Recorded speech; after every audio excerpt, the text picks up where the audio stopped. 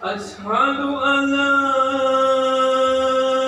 إله إلا الله.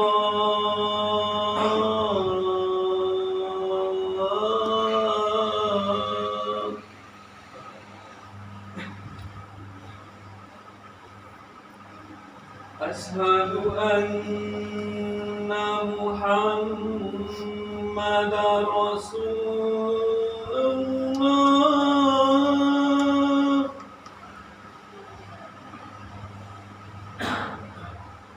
أشهد أن محمدا رسول الله.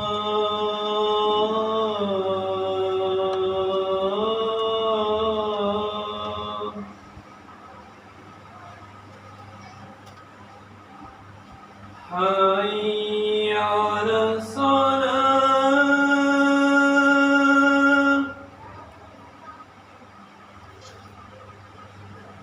حي على الصلاة.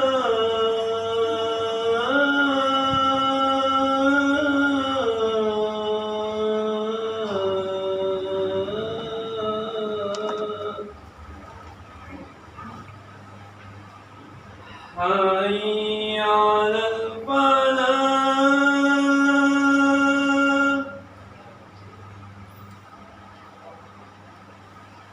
حي على الفلاح.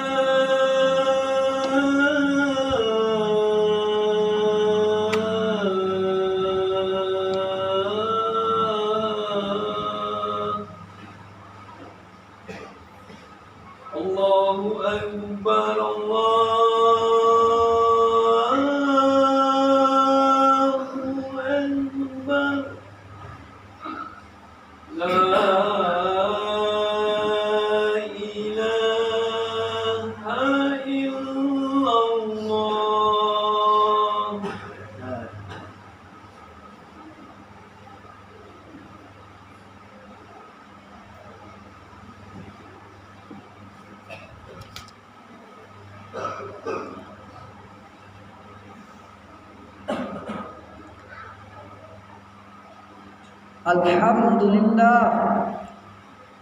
Alhamdulillah nahmaduhu wa nasta'inuhu wa nastaghfiruh wa natubu ilaihi wa na'udzu billahi min shururi anfusina wa min sayyiati a'malina.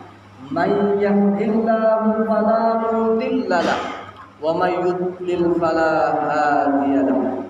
Asyhadu an la ilaha illallah wahdahu la syarika lah wa asyhadu anna Muhammadan abduhu wa rasuluh la nabiyya ba'dahu. Allahumma shalli ala sayyidina Muhammad wa ala ali sayyidina Muhammad. Faya ibadallah ittaqullah haqqa tuqatih wa la tamutunna illa wa antum muslimun. Faqala ta'ala fil Qur'anil Karim, a'udzu billahi minasy syaithanir rajim. Bismillahirrahmanirrahim. Laqad ja'akum rasulun min anfusikum azizun 'alaihi ma 'anittum harisun 'alaikum bil mu'minina raufur rahim.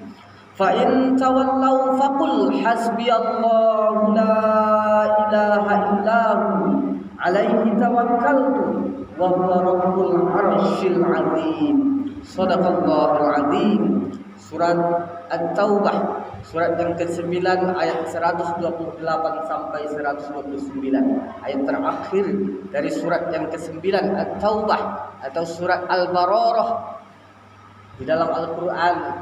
Yang terakhir dari surat itu adalah 128 dan 129. Ayat ini bagus kita amalkan ketika kita setelah selesai melaksanakan sholat fardu, maka dibacakan 7 kali, bisa menjadi benteng bagi kita dari segala mara bahaya yang akan ditimpakan kepada kita. Bagus kita amalkan karena ayat ini merupakan ayat yang diamal oleh para solehin, para ulama, dan banyak sekali yang memakai ayat ini untuk wiridnya setelah sholat. Kita baca surah Al-Baqarah dan surah At-Taubah ayat 128, 129 ini bagus 7 kali setiap sholat fardu, dan ini bisa menjadi pembendung kita dari segala mara bahaya yang ditimpakan kepada kita. Orang tua, orang-orang yang memberikan saya tentang ilmu ini adalah atuk dari atuk lagi. Artinya apa? Jauh sebelum kita hidup di dunia ini telah diamalkan oleh nenek moyang kita, dan mereka sampaikan ini supaya amalkan ini, ayat ini 7 kali setelah sholat. Maka oleh sebab itu, pada kesempatan khutbah ini saya ingin menyampaikan itu. Amalan ini setelah saya teliti juga diamalkan oleh para sahabat Nabi dan juga para ulama terdahulu, dan banyak sekali riwayatnya. Para ulama tasawuf juga mengamalkan ayat ini. Maka pada kesempatan yang singkat ini dapatlah kita mengambil tema tentang kalau seandainya Nabi Muhammad sallallahu alaihi wasallam yang melantunkan azan. Kita tahu sebelum sholat dilaksanakan ada panggilan yang namanya azan. Khobang kalau dalam bahasa kita sehari-harinya. Panggilan azan ini tidak pernah dilakukan oleh Nabi Muhammad sallallahu alaihi wasallam. Seumur hidup beliau dia tidak pernah melantunkan azan ini. Apa sebabnya? Sebabnya adalah Nabi Muhammad sallallahu alaihi wasallam khawatir kalau seandainya dia yang azan ketika kalimat hayya 'alas shalah, marilah salat, kemudian di saat itu tidak ada orang yang datang ke masjid, maka semuanya berdosa. Kenapa? Karena menjawab panggilan Nabi itu adalah wajib. Wajib hukumnya dan harus segera ditunaikan. Oleh sebab itu Nabi tinggalkan itu dan khawatir menjadi kewajiban, suatu perkara yang wajib bagi umatnya.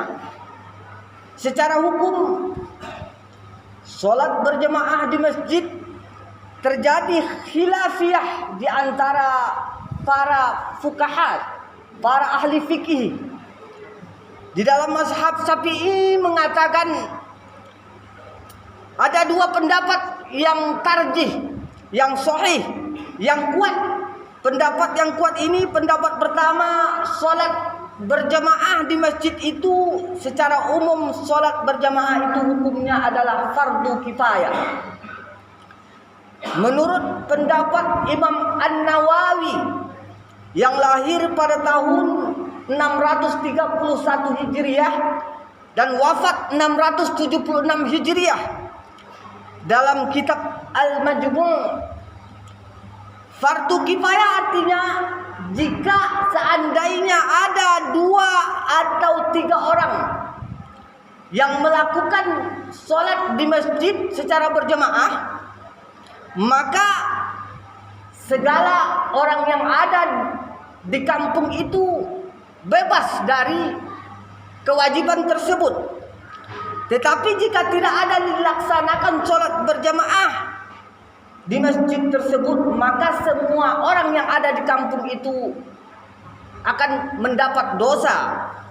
Pendapat kedua mengatakan bahwa sholat berjemaah di masjid itu adalah sunnat muakkad. Dalam mazhab Syafi'i juga, karena dalam mazhab Syafi'i ini terdapat dua pendapat, satu mengatakan fardu kifayah, yang kedua sunnat muakkad. Sunnat muakkad ini pendapat dari Imam Rafi'. Imam Rafi' ini mengatakan sunat muakkad, dia sunat muakkad ini adalah setelah kita mengetahui ada pembagian sunat. Satu sunat ghairu muakkad, yang kedua sunat muakkad. Ghairu muakkad ini artinya apa? Kurang dikuatkan. Kalau muakkad berarti dikuatkan. Tingkatan dalam sesuatu pekerjaan itu ada wajib, sunat muakkad dan sunat ghairu muakkad. Tingkatannya boleh kita perumpamakan begitu. Berarti sunat muakkad ini adalah setelah tingkatan wajib, ada di bawahnya adalah sunat muakkad. Begitu kira-kira pemahaman kita. Sunat yang dikuatkan. Sama seperti kita sholat sunat rawatib setelah sholat. Ada yang ghairu muakkad, ada yang muakkad. Itu lebih kurang.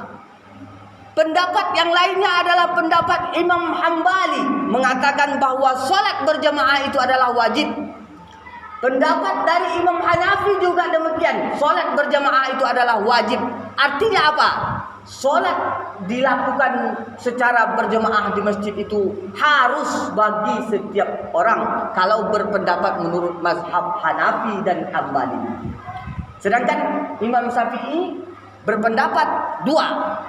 Satu menurut pendapat Imam Rafi' mengatakan sunnat muakkad, dan yang kedua adalah pendapat yang pertama tadi dari dikatakan fardu kifayah. Fardu kifayah ini adalah ketika ada satu orang atau dua orang melakukan sholat berjemaah, maka seluruh kampung itu tidak mendapatkan dosa selagi dia mengerjakan sholat di rumahnya. Jemaah Jumat yang dimuliakan Allah Subhanahu wa taala, kesimpulannya terjadi khilafiyah di kalangan para ulama tentang melaksanakan sholat berjamaah di masjid. Namun jika Nabi Muhammad sallallahu alaihi wasallam yang adzan, maka perintah ini adalah perintah wajib. Karena menjawab panggilan Nabi Muhammad sallallahu alaihi wasallam adalah fardu ain, fardu bagi setiap mukmin, setiap muslim.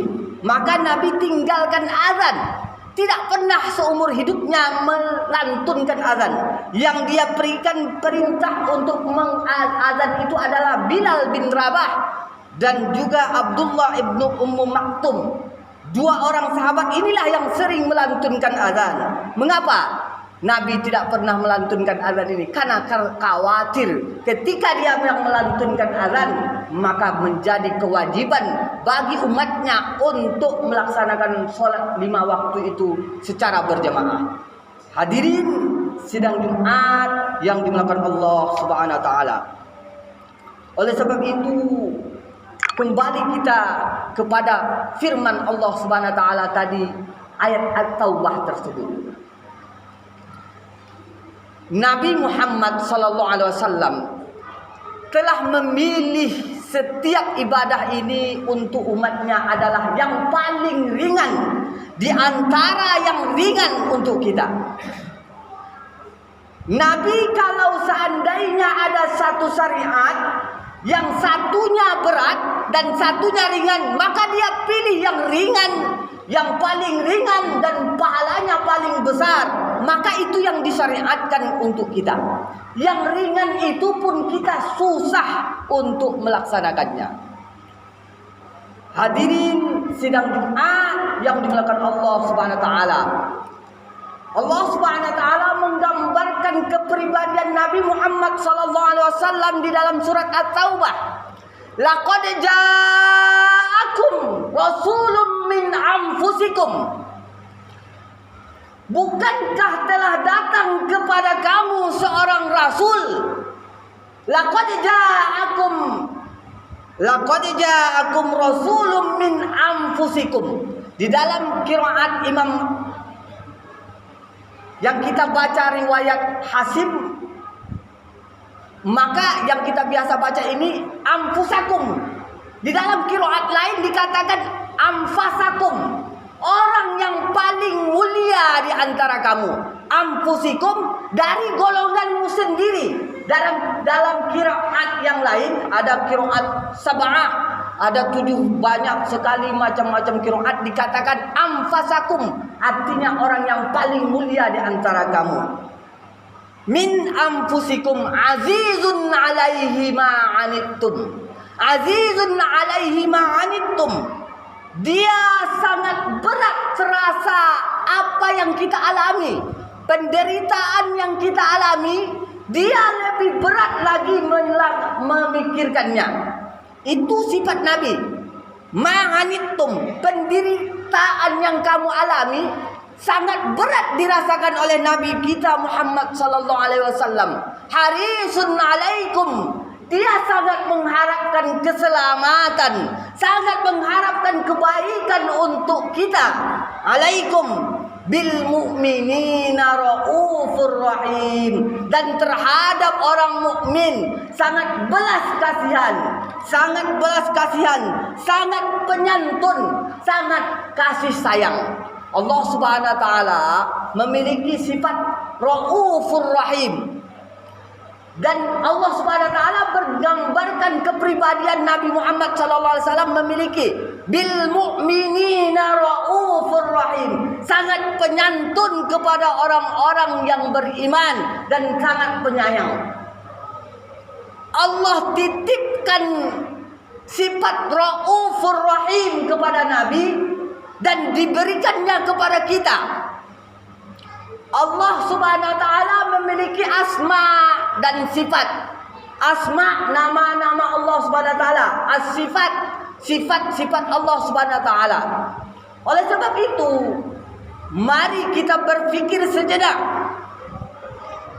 Seandainya kita tahu bahwa Nabi Muhammad SAW itu telah memikirkan kita jauh sebelum dari syariat yang diturunkan kepada kita ini, dia telah memikirkan itu adalah yang paling ringan di antara yang ringan yang bisa kita lakukan dengan mudah.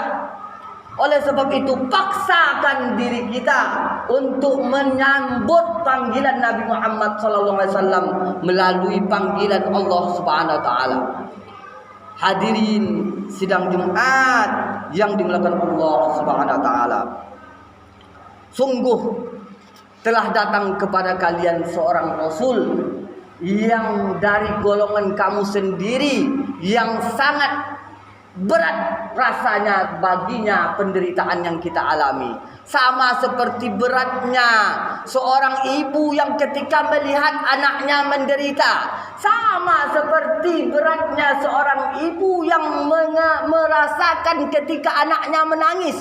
Begitu lebih kurang kepada umatnya saja dia sangat sayang, apalagi kepada keluarganya. Hadirin sidang Jumat yang dimuliakan Allah Subhanahu wa taala. Raufur Rahim maknanya penyantun dan sangat belas kasih sayang. Sama seperti kalimat Bismillahirrahmanirrahim. Kalimat Bismillahirrahmanirrahim, rasa ataupun manifestasi kasih Allah kepada kita, Allah titipkan kepada Nabi Muhammad SAW, sehingga Allah berikan kita Nabi yang paling memikirkan umatnya. Hadirin sidang Jumat yang dimuliakan Allah Subhanahu wa taala, mengenai menyambut panggilan Nabi ini, ada suatu kisah untuk menutup khutbah ini. Ada sahabat yang namanya Abu Sa'id Ibnu Mu'alla. Abu Sa'id ibnu Mu'alla sedang melakukan sholat di masjid. Kuntu usolli fil masajid fada'ani Rasulullah sallallahu alaihi wasallam. Pada suatu hari aku sedang melaksanakan sholat di masjid. Ini konteksnya berkaitan menjawab panggilan Nabi. Nabi memanggilku di saat aku sedang sholat. Kata Abu Sa'id ibnu Mu'alla, falam ujibtu, aku tidak menjawab panggilan Nabi karena aku sedang sholat. Selesai daripada sholat, fa'ataituhu, aku mendatangi Rasulullah sallallahu alaihi wasallam.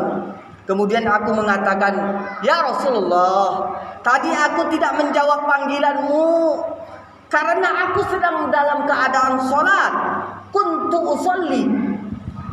Faqala, Rasulullah sallallahu alaihi wasallam menjawab. Nabi kemudian mengatakan, bersabda, alam yakul Allahu ta'ala istajibu lillahi wa lirasulihi idza da'akum lima yuhyikum. Jawablah panggilan Allah Subhanahu wa taala dan Rasulnya apabila dia memanggil kalian. Maknanya para ulama berpendapat menjelaskan makna hadis tersebut. Mereka menyatakan menjawab panggilan Nabi Muhammad hukumnya fardu ain, wajib bagi setiap orang. Bahkan dari konteks hadisnya, dari yang tertulis di dalam hadisnya tersebut, menjawab panggilan Nabi itu lebih wajib daripada melaksanakan sholat fardu 5 waktu. Itu berdasarkan konteks hadisnya. Nabi menyebutkan ayat tersebut dengan maksud, kalau saya memanggil kalian, kalau saya memanggil dirimu Abu Sa'id, walaupun engkau dalam keadaan sholat, engkau wajib membatalkan sholat tersebut untuk menjawab panggilanku. Itu maknanya. Itu maksud daripada penjelasan Nabi kita Muhammad sallallahu alaihi wasallam. Terakhir, ada kisah seorang sahabat Nabi Muhammad sallallahu alaihi wasallam. Sahabat Nabi sallallahu alaihi wasallam ini diceritakan oleh Al-Imam Abu Qasim As-Sahibi Andulisi. Ia adalah lahir pada tahun 508 Hijriah, wafat pada tahun 581 Hijriah. Memiliki satu karya ilmiah yang menceritakan tentang sejarah Nabi Muhammad sallallahu alaihi wasallam.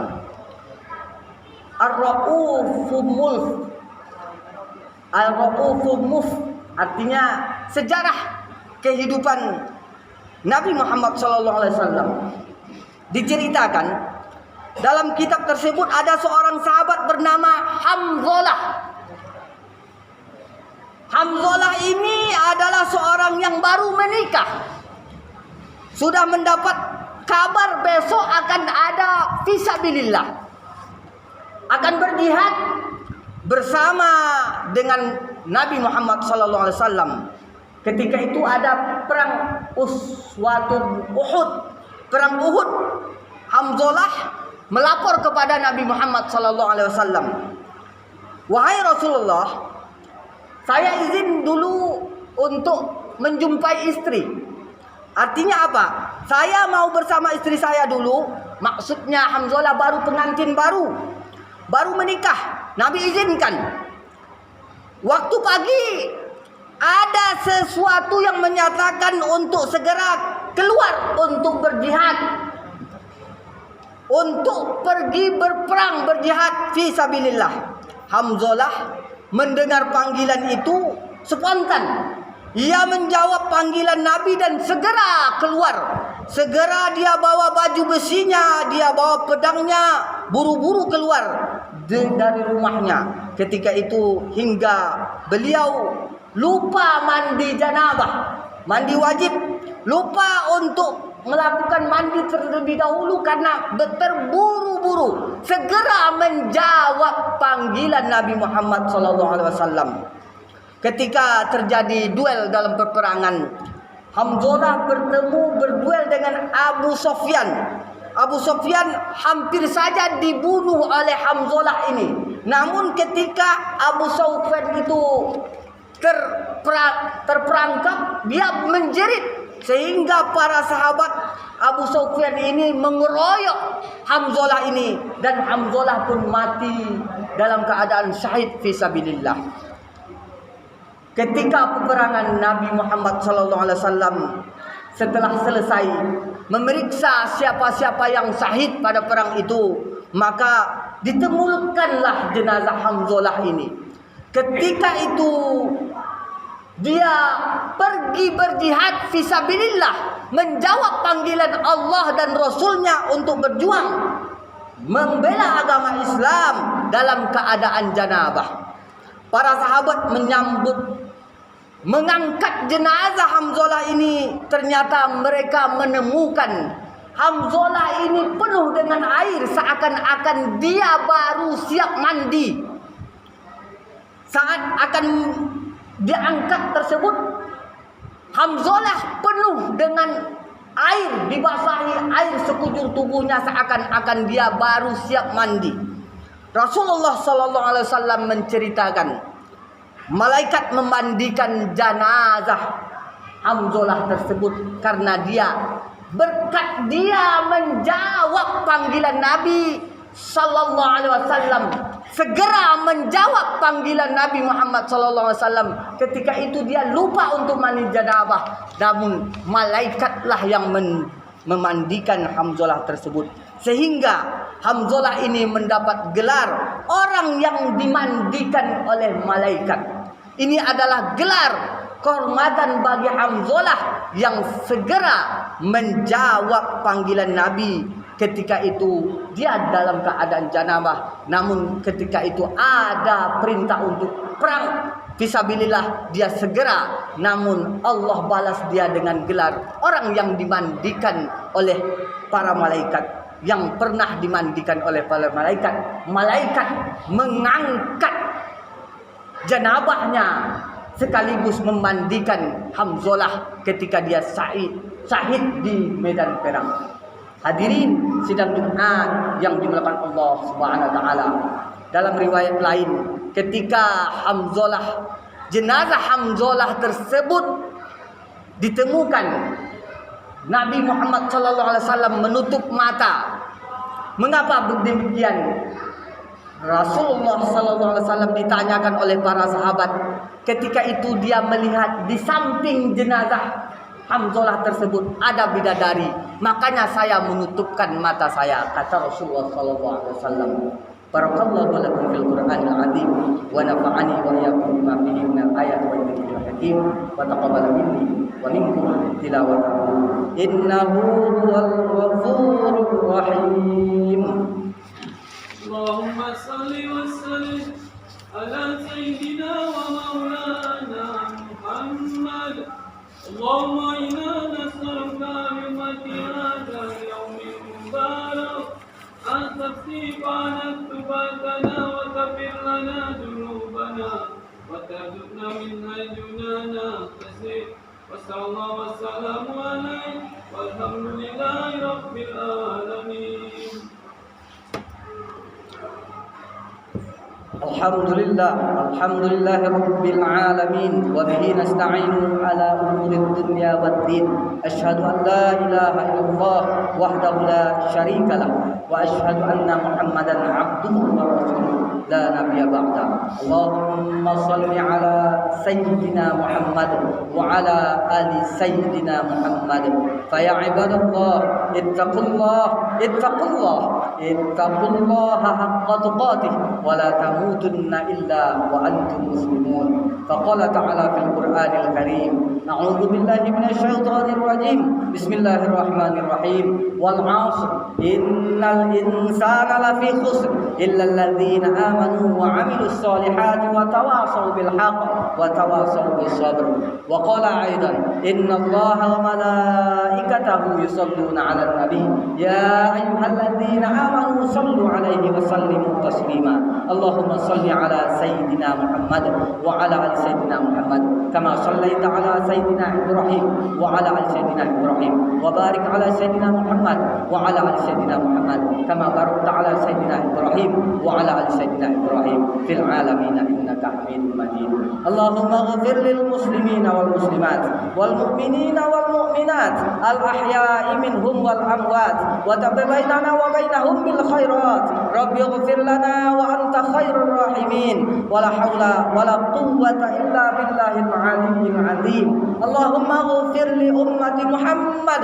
Allahumma arham ummatan sayyidina Muhammad. Allahumma aslih ummatan sayyidina Muhammad. Allahumma jubur ummatan sayyidina Muhammad. Allahumma afi ummatan sayyidina Muhammad. Allahumma farij an ummatan Muhammad farjan ajilan ya arhamar rahimin. Rabbana atina fid dunya hasanah wa fil akhirati hasanah wa qina adzabannar. Ibadallah, innallaha ya'muru bil 'adli wal ihsan wa ita'i dzil qurba wa yanha 'anil fahsya'i wal munkari wal baghi. Ya'idzukum la'allakum tadhakkarun. Wa la dzikrullahi akbar. Aqimis shalah. Allahu akbar, Allahu akbar. Asyhadu an la ilaha illallah. Asyhadu anna Muhammadar Rasulullah. Hayya 'alas salat, hayya 'alal falah. Qad qamatis salat, qad qamatis salat. Allahu akbar, Allahu akbar. La ilaha illallah. La ilaha illallah Muhammadur Rasulullah sallallahu alaihi wasallam. Anak-anak kami yang di belakang segera angkat takbir. Setelah imam angkat takbir, astagfirullah, astagfirullah, astagfirullah.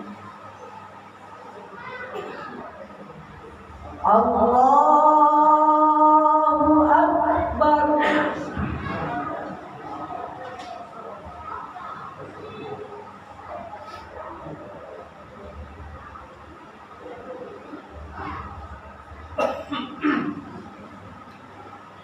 Bismillahirrahmanirrahim.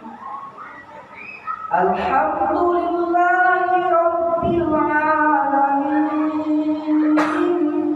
Ar-Rahmanir Rahim. Maliki yaumiddin. Iyyaka na'budu wa iyyaka nasta'in. Ihdinas siratal mustaqim. Siratal ladzina an'amta 'alaihim ghairil maghdubi 'alaihim waladdallin.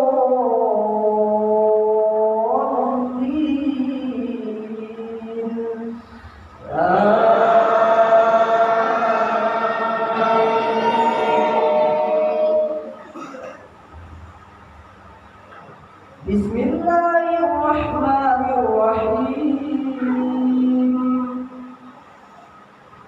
Qul innani hadani rabbi ila siratin mustaqim. Dinan qiyaman millata Ibrahim hanifa wa ma kana minal musyrikin. Qul inna salati wa nusuki wa mahyaya wa mamati lillahi rabbil alamin. La syarika lahu wa bidzalika umirtu wa ana awwalul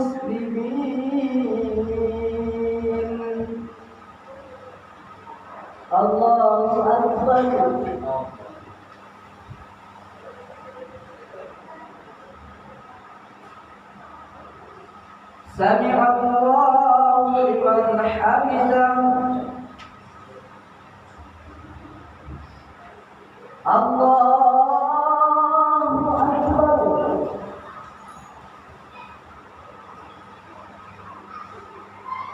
الله أكبر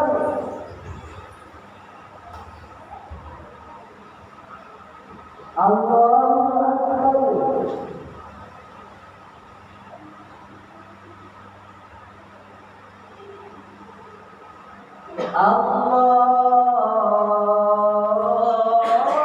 الله أكبر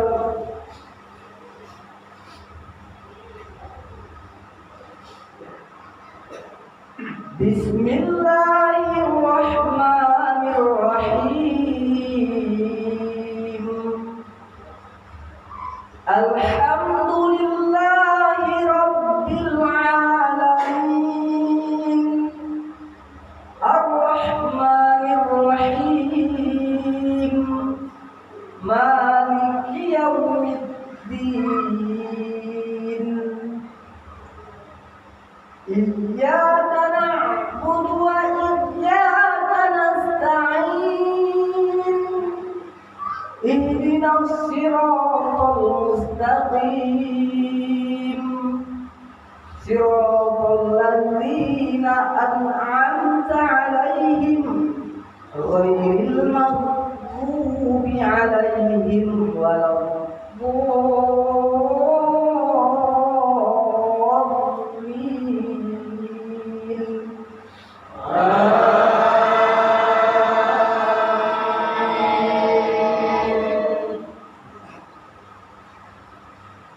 بسم الله الرحمن الرحيم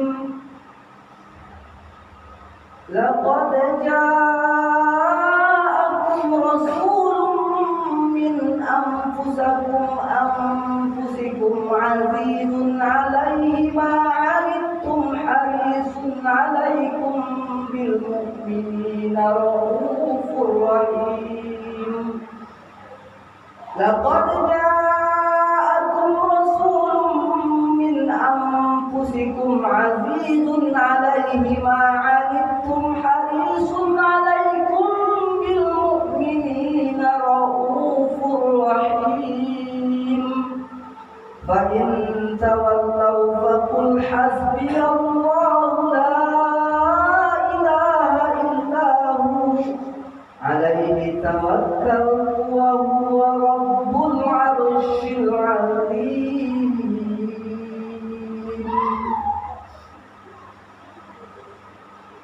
الله أكبر.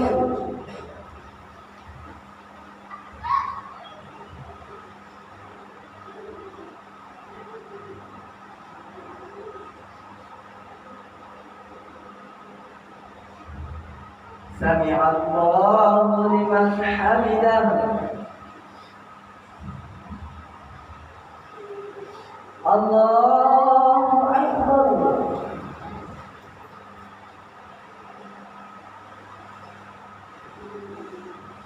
الله أكبر.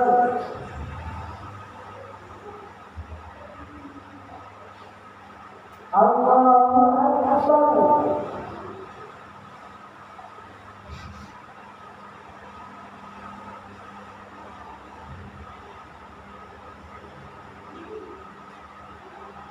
الله أكبر.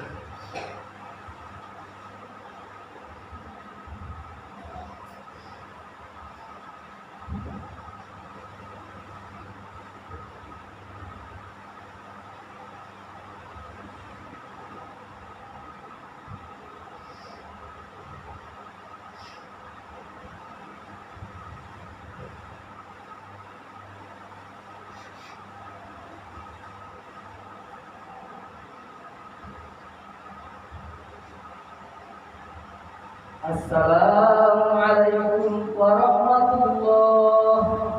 Assalamualaikum warahmatullah.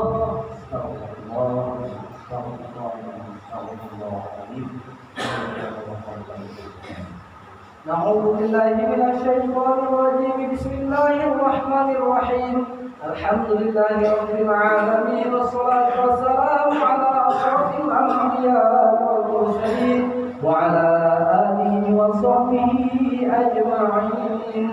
Allahumma shalli ala sayyidina Muhammad wa ala alihi wa sahbihi wa barik wa sallim.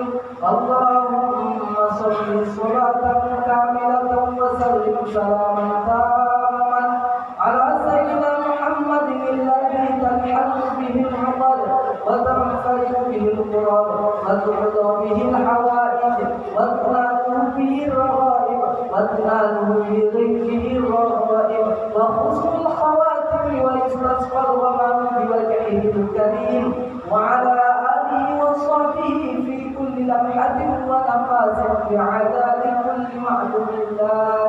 Allahumma ighfir lana dhunubana wa liwalidina warhamhuma kama rabbawna shighra wa lijaddina wa lijaddatina wa limasayyikhina wa liasatidatina wa liman hadarna wa liman ghaba 'anna wa li jami'il mu'minina wal mu'minat wal muslimina wal muslimat al ahya'i minhum wal amwat wa bainana wa bainahum bil khairat.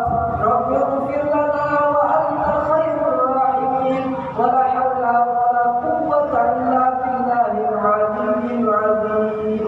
Allahumma ij'alna wa ahlana min ahlil Qur'an alladhina hum ahluka khassatuka ya rabbal alamin. Rabbana ij'alna muqimas shalah wa min dhurriyyatina rabbana wa taqabbal du'a.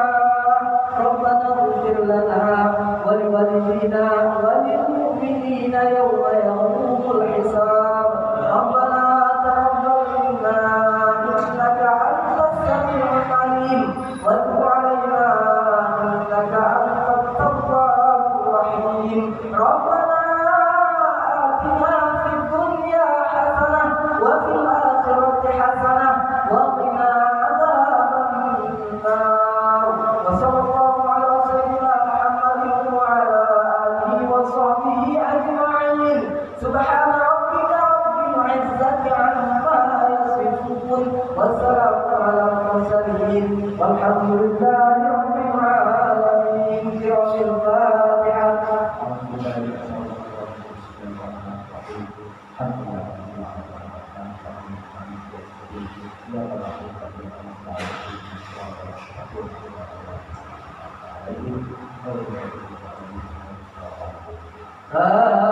Amin ya rabbal alamin. Rabbana